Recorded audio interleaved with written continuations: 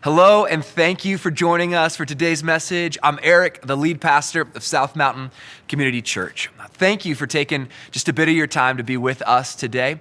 We exist for one reason, and that's to help as many people as possible take their next step towards becoming fully devoted and fully delighted followers of Jesus Christ. And I know that for so many people, church and even religion can be messy and oh so complicated, but it doesn't have to be that way.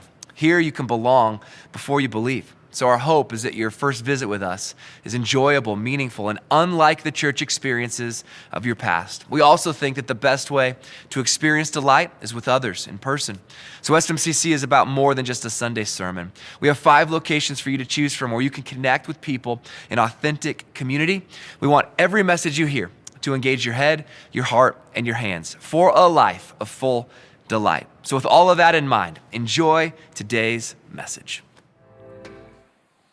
Well, good morning. Welcome to SMCC. My name is Trevor. I hope the heartbeat on there is not too much for anybody. The heart does keep beating, so at least it ends well. But good to be with you all. I just want to say thanks for joining us. I want to start out by talking about an idea, and the idea is just this, that truth is an interesting thing. Because when we believe we have it, it gives us a sense of certainty, a sense of strength. It gives us this feeling of having a solid footing upon which we can build our entire lives. And so when we believe we have the truth, we do just that. We build our entire lives upon it, from our marriages to our families, to our vocations, to our entire communities. When we believe we have the truth, we build our entire lives on it. The question is, what do you do when you discover that the truth you built your life upon is a lie? What do you do when you find out that everything you are 100% all in on is 100% wrong? In the aftermath of something like that, what do you do? For starters, you just keep breathing.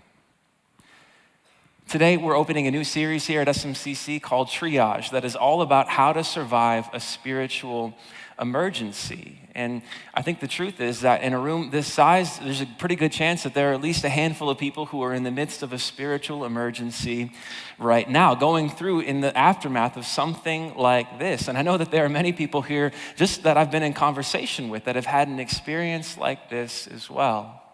And that's why the goal for this series is really to look at this kind of experience, this kind of situation, and provide a set of next steps and even a plan that you can take to help provide you with some help, some clarity, even some direction in the midst of your own spiritual emergency.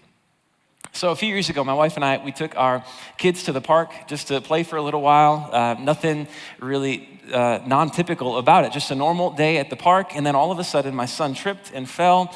And when he got up, he was complaining about his knee hurting. And as a typical dad, I just said, "I'm sure you're fine, just keep playing," without ever really looking to see if he was okay. And about 30 or 40 seconds later, I glanced over at him and I saw the patch of his jeans around his knee was getting wet, and the wet spot kept getting bigger at an alarming rate. And so immediately I went over to him and I was like, I need to take a closer look and just see what's happening here.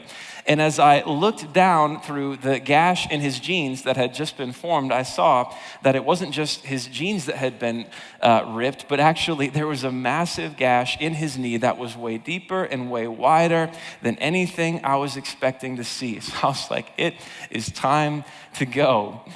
And as soon as he realized that it was more than just what a Band-Aid or a little bit of dirt could fix, he started to get a little bit worried too, a little bit anxious about whether or not he was going to be okay. And so my wife and I, we just got down on his level and just said, "Bud, you're going to be okay. And this is what we're going to do. We're going to take you back to the apartment. We're going to put you in the stroller, walk back, put you into the car. We're going to take you to the emergency room, and they will fix you up there. You're going to be fine. All you need to do is just keep breathing." And that's exactly what he did, because the first step in an emergency is to just keep breathing. And that's what I want to talk about throughout our time today, because I think the truth is when we find ourselves in an emergency, It can be disorienting. It can feel chaotic. It can be very difficult to know what to do first and what to do at all. And that's true not just of physical or medical emergencies, but also when it comes to spiritual emergencies. They can be incredibly disorienting. And so we're taking the next 5 weeks to really break down the entirety of the process of what to do and how to survive a spiritual emergency. But today, I just want to talk about that first step, about what it looks like and why continuing to breathe is the first step in a spiritual emergency. And to break that down, I want to look at the story of one person from the Bible who went through his own spiritual emergency and whose story was recorded for us so that we could look at it, learn from it, and really take it and apply the lessons that he learned in the context of our own lives. And really, maybe you're asking the question, well, maybe this is helpful for someone who's in that crisis themselves, but what about me? I'm pretty good, I'm grounded, my life is set and secure. And I think that's a good and a worthwhile question to ask. And if that is where you're at, I think it's pretty clear and easy to see why it's helpful if you're in a crisis now. But if you're not, then I think you can look at this series almost like EMT training in a way, in a spiritual sense, that the goal is to be equipped to be able to help other people in your lives who are going through their own spiritual emergencies. Because I think the truth is, we all have people like that, whether it's in the season we're in now, the season we just came from, or the season we're going into. There are people that we know who are going through this very experience. And so the goal is for each and every one of us to be equipped to be able to come alongside, to provide support, and help those other people in our lives as they go through something as horrific as this.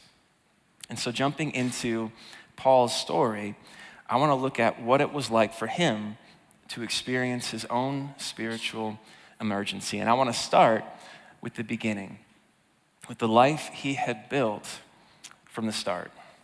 So Philippians chapter 3, starting in verse 4. This is Paul writing to the church located in the ancient city of Philippi. He actually had started this church, introduced these people to Jesus. They're friends of his. And at this point in the letter, he's recounting his past in order to make a point. And this is what he says. Though I myself have reasons for such confidence, if someone else thinks they have reasons to put confidence in the flesh, I have more. Circumcised on the 8th day of the people of Israel, that being something that was important to being brought up as an Israelite. Of the tribe of Benjamin, one of the 12 tribes of Israel, a Hebrew of Hebrews, meaning he's not just from the right lineage, he has culture. Even the way he was brought up matches what he was supposed to be. In regard to the law, a Pharisee, religious leader from the first century they were known for their zeal. And as for zeal, persecuting the church. As for righteousness based on the law, faultless. He unpacks his story there. And I want to look at one other place where he does the same thing and provides a slightly different angle on it. Just includes a few other details. Acts chapter 22. Here, he's presenting a speech while he's on trial in the city of Jerusalem. And he says this. Then Paul said, I am a Jew, born in Tarsus of Cilicia, a city in the Roman Empire. But he goes on to say, brought up in this city, in Jerusalem itself, which was the center of all religious and spiritual activity in all of Israel. It was the place, and that is where he was raised. I studied under Gamaliel, the foremost rabbi of his day, and was thoroughly trained in the law of our ancestors. I was just as zealous for God as any of you are today. I persecuted the followers of this way, Christians, to their death, arresting both men and women and throwing them into prison. As the high priest and all the council, he's pointing to people in the room, he's saying they themselves can testify and tell you that this is true. I even obtained letters from them to their associates in Damascus and another city and went there to bring these people as prisoners to Jerusalem to be punished. In other words, Paul was as true blue as they come. He comes from the right lineage, one of the 12 tribes of Israel, tribe of Benjamin. He was brought up in the city of Jerusalem, of all places, trained at the feet of Gamaliel, the foremost rabbi of his day, meaning when it came to checking the correct boxes, Paul checked all of them, every single one of them, and he even added a few boxes of his own. He was a rising star who had nothing but good things to look forward to, both in this life and the next one. And then, in a moment, it all came crashing down. And I want to look at that together now. Acts chapter 9. Meanwhile, Saul, who is also Paul, he lived in a multicultural society and he had a name for each culture. So Saul is Paul and Paul is Saul. Saul was still breathing out murderous threats against the Lord's disciples, against Christians. He went to the high priest and asked him for letters to the synagogues in Damascus so that if he found any there who belonged to the way, who were Christians, whether men or women, he might take them as prisoners to Jerusalem. This is exactly what he was talking about just a minute ago in Acts 22. As he neared Damascus on his journey, suddenly a light from heaven flashed around him. He fell to the ground and heard a voice say to him, "Saul, Saul, why do you persecute me?" "Who are you, Lord?" Saul asked. And I think that question is interesting in particular. He doesn't just ask, "Who are you? Who's speaking to me?" He says, "Who are you, Lord?" Applying a term that was actually applied to God himself to this person in recognition of Jesus's authority. And Jesus responds by saying, "I am Jesus, whom you are persecuting. Now get up and go into the city, and you will be told what you must do." The men traveling with Saul stood there speechless. They heard the sound, but did not see anyone. Saul got up from the ground, but when he opened his eyes, he could see nothing. He'd been inflicted with this temporary blindness. So they led him by the hand into Damascus. For 3 days he was blind and did not eat or drink anything. So at some point within the past year, about a year ago, I watched this TV show that just a mini series, single season, and the show was all about this detective who was very devout to his religion in a way that was admirable and even honorable. And yet throughout the show, it tells the story of him undertaking this specific case that leads him to ask questions he had never asked before, that leads him to be exposed to information he had never been exposed to before. And in the midst of that, it begins to kind of chink away at the armor of his faith. It begins to bring about this erosion to everything he had built his life upon. And there's this one scene about halfway through the show where it's late at night and his wife and his kids are asleep, and he makes his way out into the garage just to get a moment to himself. And he goes into his car and he's sitting there and he's reading this book that continues to unpack more and more information that is showing him everything he has built his life upon is wrong. And as he's sitting there, his mind starts going in a million different directions all at once. And you can almost see him wrestling with what this means for everything, what this means for his life, for his marriage, for his family, for his career, for his community, that this impacts everything drastically, and he is absolutely overwhelmed by it to the point that he loses it completely. He is sobbing uncontrollably, struggling to breathe, having an all-out panic attack because he knows that his entire life has been built on something that is not true. And I think in a way, this must have been the very same kind of experience for Paul. Because in this moment, in this one experience, he comes to the recognition that Jesus, this man who had just died earlier that year, is now still somehow alive. And he's even recognized him as Lord. And if this is true, you can almost see the passages running through Paul's mind as he considers this idea that he was taught and this teaching that he received. And if this is true, then that isn't true. And this isn't true. And this impacts that. And you can see all of it racing through his mind. And you can imagine how overwhelming, how disorienting an experience like that would be.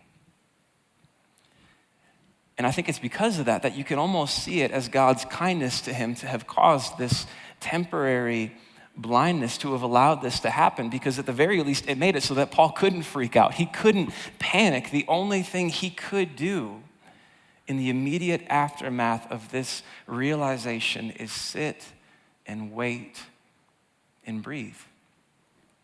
That's all he could do. And this is what happens next. Verse 10. In Damascus, there was a disciple named Ananias. It's a great name. The Lord called to him in a vision, "Ananias." "Yes, Lord," he answered. The Lord told him, "Go to the house of Judas on Straight Street and ask for a man from Tarsus named Saul, for he is praying." It's so specific. It just makes me think it's basically like saying, go up to 123rd, go find the condos just past Charlie's Chicken Fingers, and go to Tom's house, and you'll find a guy there named Chuck. And that's basically what this is. In a vision, he has seen a man named Ananias come and place his hands on him to restore his sight. He has seen you go and pray for him, and I want you to go and do that. "Lord," Ananias answered, "I have heard many reports about this man and all the harm he has done to your holy people in Jerusalem. And he has come here with authority from the chief priests to arrest all who call on your name," which includes me. Right, this is Ananias basically saying, I understand what you're telling me to do, but I just want to double check that you understand what you're telling me to do, because I'm not sure that this is such a good idea. But the Lord said to Ananias, "Go. This man is my chosen instrument to proclaim my name to the Gentiles, to those who are not Jewish, and their kings, and to the people of Israel. I will show him how much he must suffer for my name," which actually holds true. Through the rest of the book of Acts, you can follow and read the rest of Paul's story, his life, and you see that he took several different journeys throughout the Roman Empire, visiting towns for the very first time that didn't have a church, that there were no Christians. And he introduced people to Christianity, planted churches, and much of the New Testament is him writing letters to these very people after the fact to help them work through different issues. And throughout all of that, you see him suffer. You see him get beaten. You see him get stoned. You see him get imprisoned. He even gets shipwrecked. But even with all of that, time and time again, throughout his writings, he testifies to the joy that he found in a life built on truth with Jesus, even in the midst of trials like that.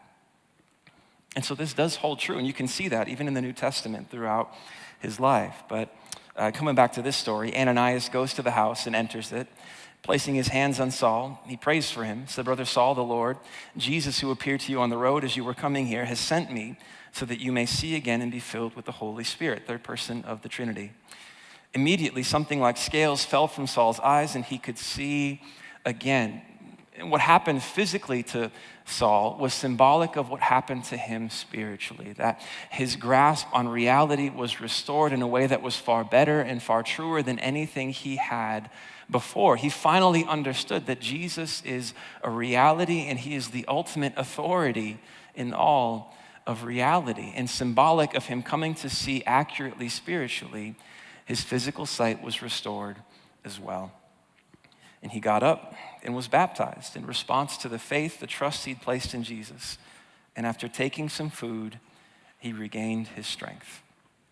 So in this little snippet here, we actually get kind of a sneak peek into the later sections of this series, or what comes next, and how God doesn't leave Paul alone, but he actually provides Ananias, because with this change, Paul has been cut off from his entire community of support. His closest relationships, his closest friends, all of that has been lost. And so Ananias is there to support him, to help him in a way that Paul wouldn't have had otherwise. And that's part of it. But for our purpose today, I think it's interesting that at the very close of the passage, all you see Paul doing is having a meal, probably drinking some water and just regaining his strength. All he does is give himself time to rest and to breathe and to recover. And for that reason, the first step in a spiritual emergency is to just keep breathing. And at this point, you may be saying, well, yeah, isn't that obvious? What else are you going to do except keep breathing? What else are you supposed to do? You don't even have to think about breathing, so why is that even worth stating? And I think it is primarily because when we find ourselves in the midst of a real emergency, there is a panic that sets in, there's a disorientation, life feels chaotic, and oftentimes our tendency is to do a whole lot of things, and not many of them are helpful, and most of them are harmful and hurtful. And the reason for that is because we don't know how not to be committed. We don't know how not to be all in on something. And so in a spiritual emergency, when we have come to the realization that everything we've built our life on isn't true, when you lose that, you feel like a turtle without a shell, and you're like, I need to have a shell. And so if it's not this, I'm gonna find something. But we jump into all kinds of things without ever really testing the water, without ever really stopping to consider whether or not this is gonna be good, whether or not this is gonna be helpful. And so we go from 0 to 100 on crystals, or on spiritual meditation, or on witchcraft light, or on all kinds of things, whether it's YouTube teachers or conspiracy theorists. We go so deep on things because we don't know how not to be all in on something. And I think we can see pretty clearly how a lot of those things lead not to further healing and help, but they just cause further harm and hurt.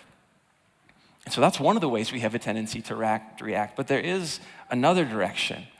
I think sometimes we go in the complete opposite direction, where instead of jumping all in on things, we say, I'm never gonna commit to anything like that again. I know what it's like to build my life on something that isn't true. I know what it's like to experience the fallout from that, the pain that comes from that, and I never want to go through that again. So I am never committing, never building my life. I'm never living like this again. And I think the truth is that's a fair response. I understand where that's coming from and why we would have a tendency to lean in that direction. And yet at the same time, I think it's worth acknowledging that it's really not true. It's not true to say that you're not committing to anything, because we are still committing to something. It's just you're committing to non-commitment itself. The thing you're building your life on is the commitment to never build your life on any other thing, any other set of ideas, or anything at all. And really, fundamentally, it's a self-protection strategy to avoid ever going through the same pain. And it can be helpful for a while in that way, but if you adopt this strategy for the long haul, it may protect you from ever building your life on a lie again, but at the same time, it will ensure that you never build your life on the truth. It will keep you from ever experiencing the same pain, but in the same vein, it will also ensure that you never know what it's like to build your life on truth, to never know the joy that comes from that, to never experience the peace, to never know what a life built on truth really feels like. And I think the truth is we desire truth, but we're afraid of committing to a lie.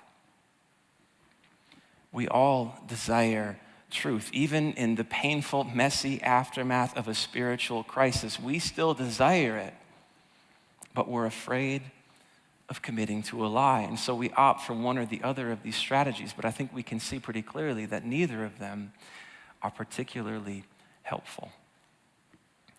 And so the question is, what do you do instead? If not one or the other, then how do you move forward? What is a helpful next step? And to that, I would say that our recommendation is to just keep breathing.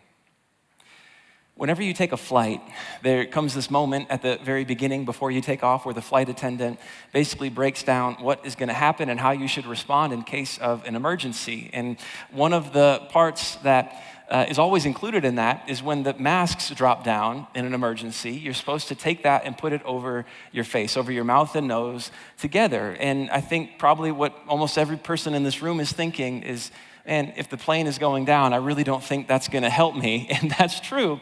I've never posed that question on a plane myself because I don't wanna jinx anything, but what I've been told is that if the plane isn't going down, and it's just a matter of the pressurization within the cabin, what that will do is it will provide you with the oxygen you need to be able to continue breathing until the plane can reach a lower altitude where there is more oxygen in the air. And so it gives you the ability to continue breathing in that emergency. But I've also heard that when you put the mask on, strangely enough, it feels like nothing's happening. you can't actually tell that anything is occurring. Sometimes the bag itself doesn't even inflate. It just sits there deflated and it feels like it's not helping you at all. But even when that's the case, there is still oxygen flowing and it is providing exactly what you need to continue breathing in that moment. And I think in a spiritual emergency, when we make it our effort and our focus to continue breathing, it can often feel the same way, like nothing is really happening, when the things that we are doing are the very things that are keeping us alive and are helping us to find healing. And so what I want to do now, as we get kind of close to the end here, is just walk through what does it look like to actually breathe in a spiritual emergency. I want to give you 5 ways, on how to keep breathing in a spiritual emergency. And the first is to just eat well, which don't take that too far. I'm not saying you need to adopt a vegan lifestyle. If you're already there, you can hang out there, but if not, you can still keep your comfort trips to Handles. I know I'll keep mine. And the idea is just continue to give your body what it needs. Continue to eat decent meals that don't have to be perfect, but just continue to feed yourself. And the second one is exercise, which again, you don't have to sign up for a marathon or join your local CrossFit gym. You're more than welcome to. But if you also just want to go for a walk, that is fine too. Just keep moving in a way that is good for your body. Number 3, rest. Continue to get rest, which means more than sleep, but also not less than sleep. Give yourself the rest that you need, and even engage in activities that are refreshing, rejuvenating, that are good for you. A few years ago, my wife and I went through our own medical emergency, and in the aftermath of that, we met with a counselor who specialized in trauma. And when it came to the prescription she gave us in the aftermath of that, these 3 things were the bulk of what we were to do, to just keep doing them and give yourself time as you are healing, even though it doesn't feel like anything is really happening. And so these 3 are really key, but there's 2 more I want to touch on. The 4th one being to avoid making rash decisions. Because I think it's really easy when your mind is going in a million directions, asking a million questions, to begin making drastic changes to your life. And the best thing you can do is just be patient and give yourself time and let things fall into place. And don't rush into any major decisions immediately. And then the 5th and final piece is to grieve. Because in a spiritual emergency, you can be sure that if you have built your life on something that isn't true, the aftermath of that will involve losing so many things that meant so much to you. And what needs to happen in response to that is grief. To take those things, even as practical and as concrete and definite as a way to actually take a pen and paper and just list them out, the things that were valuable to you, that meant so much to you, the things that you enjoyed, the things that you took a sense of security and certainty in, to list them out and to mourn them, to acknowledge that they meant something to you, and to grieve them as you say goodbye to those things. And I think these 5 steps are really the foundation for what it looks like to just keep breathing in the midst of a spiritual emergency. And again, it may not feel like you're doing enough. It may feel like you need to do more. And I think the tendency can be to skip past this, but when we do so only to our own harm and to our own further pain. And so the encouragement that I want to leave you with is that in the midst of a crisis like that, it may be difficult to see around the corner and to see what's ahead. But things will not always be like they are now. And there are better days ahead. And I know that on the one hand because I've been in conversation with people in this room who have lived through their own spiritual emergencies to find more truth, more joy, more certainty on the other side. And also because that's exactly what we see in Paul's story. Because while we saw the life that he built, we saw it crumble into pieces, what we also see in the New Testament is that he was able to get to the point where he could write these very words. Philippians 3, he said, "But whatever were gains to me, I now consider loss for the sake of Christ. What is more, I consider everything a loss because of the surpassing worth of knowing Christ Jesus my Lord, for whose sake I have lost all things. That there was real loss involved in his spiritual emergency, but on the other side of it, what he gained was a far better and far truer understanding of reality than he ever had before. And what that means for you is that you will find truth again if you want it. And that if you desire purpose, if you desire meaning, if you desire a grounded identity, again, you can find these things if you want them. But the first step in the process is to just keep breathing. And in the meantime, to perhaps consider the claim that Paul himself made, that Jesus committed to death so that you could commit to life. He allowed his breath to be taken so that you and I could keep ours. And as we continue to breathe, we could make our way towards him and towards trust and towards truth. And we could one day build a life on truth with him again and know the joy that comes from doing so. Would you pray with me? Jesus, we thank you for your word. Thank you for the example of Paul that's maintained within it, that we don't just get to see the life he found on the other side of the mess and the chaos, but it's a gift to be able to see the entirety of his story, to see the life that he had constructed, that he had built, to see it crumble into absolute pieces. And then on the other side of that, to witness him navigating this spiritual emergency, to see other people coming alongside of him, to see him working through it, to find truth, to find joy, to find you on the other side of all of it, and to know more joy and more peace than he ever had before. We thank you for the chance to look into this together. And pray that you would guide us through this series and in our own relationships, whether we are the ones in the crisis or whether we're alongside those who are. We'd be able to step in and provide care and support in a way that is honoring and glorifying to you, for your honor and for our joy. In your name, amen. Thank you so much for joining us for today's message and trusting us with your time. If you'd like to connect with one of our pastors or staff, you can easily do that by visiting smccutah.org/connect. When you fill out that quick form, they will get back to you within a few days and be able to connect with you. As well, if you'd like to know more about taking a next step at SMCC, you can easily look at what next steps we have by visiting smccutah.org/next steps. And lastly, if you found today's message both hopeful and helpful, I would encourage you to do maybe one of two things. First, you can share this message with someone that would find it helpful. And you can also choose to partner with us financially so that more people can see messages like this. You can find more information on what that looks like by visiting smccutah.org/give. Again, thank you for joining us today, and I hope to see you at one of our locations soon.